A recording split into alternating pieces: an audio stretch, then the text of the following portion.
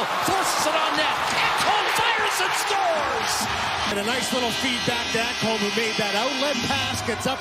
Lost a close one against the Edmonton Oilers, 3-2.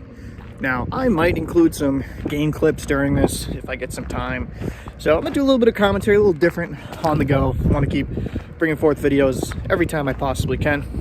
But the Bruins, getting right to the game, started out strong.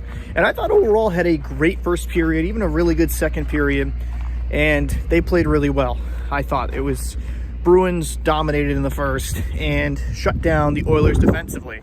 Now, start out the scoring, Elias Lindholm. He would take a shot by the half wall, and that's one Skinner wants to have back on the first shot of the game.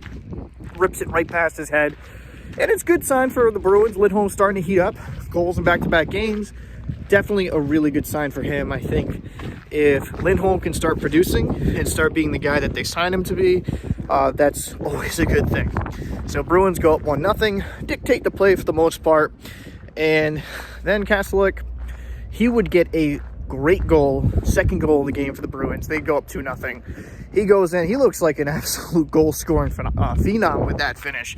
Goes to his backhand, goes far side, right past Skinner. That was an absolute beauty of a play. Bruins are now up 2-0. Now, Swayman wasn't overly tested in this contest for a great part of it. Oilers would finally get on the board. And this is one Swayman definitely wants to have back. Hyman just shoots it from a very far distance, goes right through the wickets of Swayman. It's a 2-1 game. And kind of continues that trend with Swayman. He'll make some really nice stops in the game, but then he'll let up some goals that just has you shaking your head. And the second goal, I did see some Bruins fans upset about the goal that he let in on the second one where McDavid drives the net. But just before that, I want to mention, Swayman made a spectacular cross-crease save, spraying the pads, kind of showing that just elite type of goaltender he can potentially be.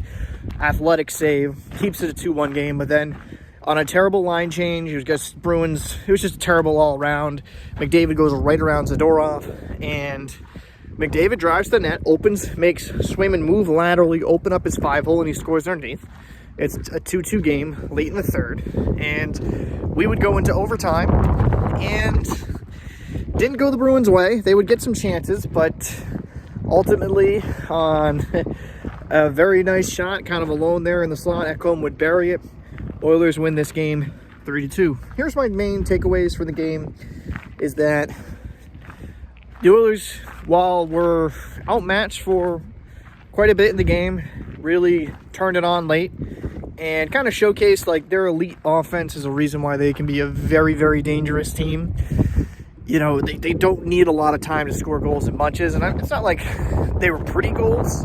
I mean, I would actually argue the McDavid one was pretty nice, but like, just I gotta commend the Oilers and their stick-to-itiveness of staying with it and not giving up, because they understand that they have so much firepower on that roster. Even if they're down 2, 3-0, 4-0 in games, they can still come back and make it interesting. For me as a Bruins fan, one of the bigger takeaways I have of this game is that, you know, let's be honest, wasn't a outcome you wanted, but considering the disastrous start to this West Coast trip, I think taking 5 points out of it is a success.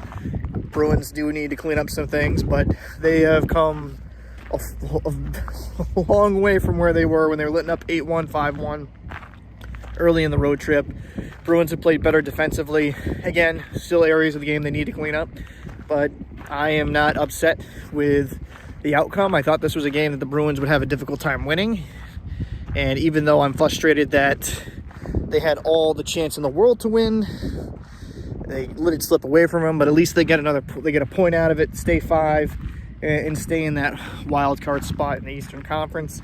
For me, when it comes down to it, the Bruins are not a perfect team this year, and I don't expect them to play perfect throughout the season. I think they're going to have some struggles at times, but if they can show me the good defensive effort, if they lose these close games, it's less heartache for me, and it's less painful to watch than seeing them get completely demolished and blown out. You know, when it comes down to a defensive effort, a lot of that's just heart, and it's improved a lot. Again, not perfect, but it's improved, and Lindholm scores a goal. Back-to-back games, we're hoping that's a continual thing and a continual trend, because Lindholm, he can be a 20-plus goal guy. The Bruins need him to be that desperately if they do want to be a wild card team. So, Bruins fans, let me know your thoughts down below in the comment section. What did you think of this game? What do you think about, how do you feel about the Bruins going forward after them salvaging this West Coast trip? Do you think this is just going to be one of these years where they're a good but not great team? Do you think they can improve? Let me know your thoughts. Guys, Paul, see you in the next one.